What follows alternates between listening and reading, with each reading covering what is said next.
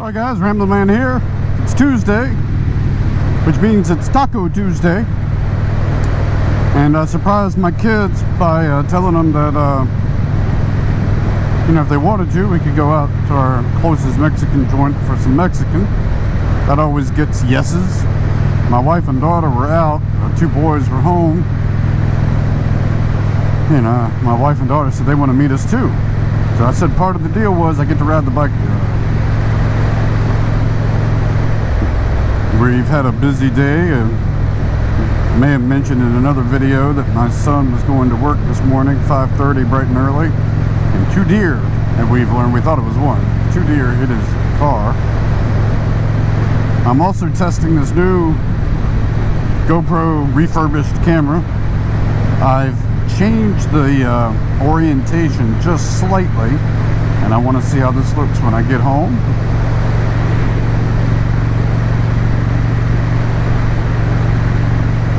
It's going to be nighttime when we finish eating, I think. Sunset coming and going.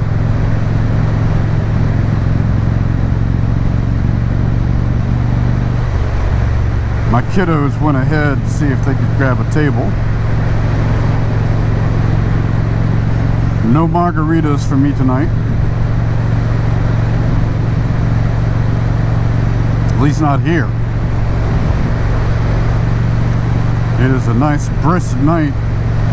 As soon as that sun goes down, it gets even cooler. And we're at that odd time of year where you might be taking off a layer during the day and then putting it back on as nighttime, or when you had it on in the morning sort of thing, you take it off in the afternoon. That's kind of happened to me today. So still commenting on these JES wind deflectors. These things, I don't know about you guys, but for me it's hard to remember what it was like before I've made a change. And JES doesn't claim that they'll get rid of 80 to 100%. They're more modest with 45 to 55, I think is what they've said. And I'd say that's about it. Definitely what I'm feeling is and that's a compliment. I think that's fair.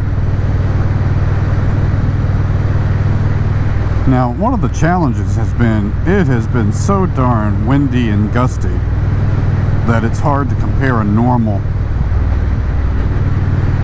Oh, one of the other things I'm going to try soon, particularly in this modular helmet, is I watch another guy's channel, Motobomb, a fellow Virginian, and he's mentioned about putting the microphone behind the cheek pad for these motovlogging.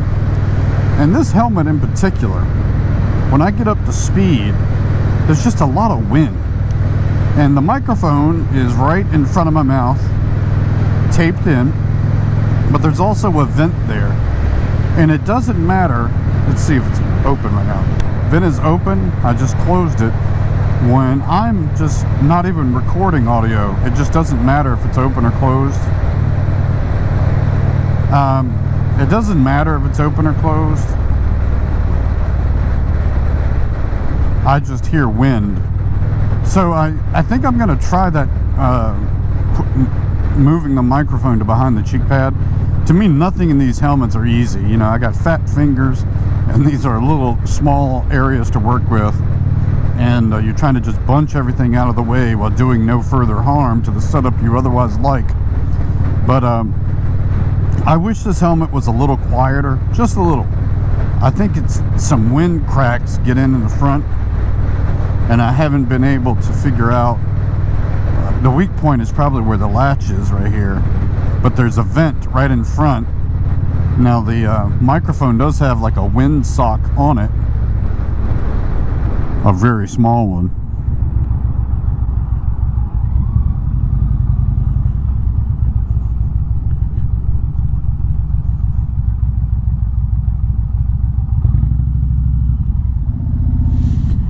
Alright guys, heading back home. Had a nice family event at the Taco Tuesday. In this rare instance is where I really wish I had the prescription glasses. because with this lower red area, I just can't read the dials as good.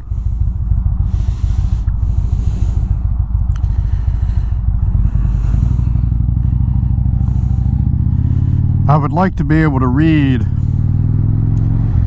this better. And that red on black area, black on red rather, I just can't read it. I mean, I can tell that that says 4. I can deduce what some of the numbers are. But as I scroll through there, other people have told me they have the same problem. I think it looks cool. I just can't see the data very well. I think after moving this light bar and all this work, I'm gonna have to probably line up my lights again and make sure they're still good. I think I still have some markings on the garage door I was using for that purpose, but I'll probably start from scratch maybe.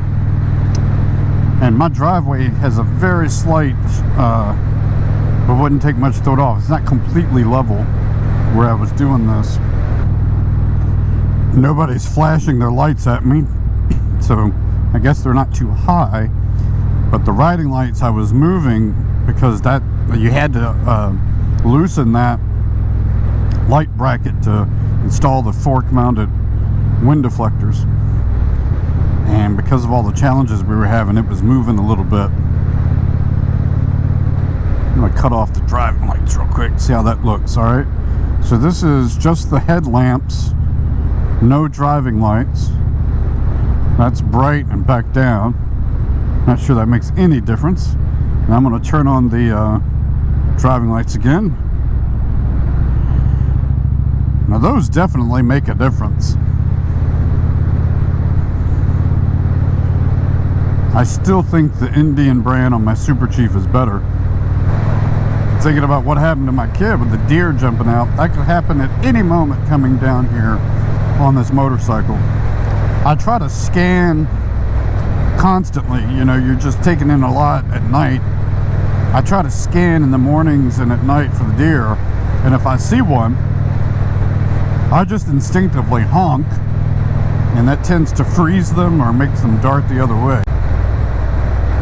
In so many cases, as you guys know, you see the woods here, they're just going to come out of the woods, especially if something's chasing them.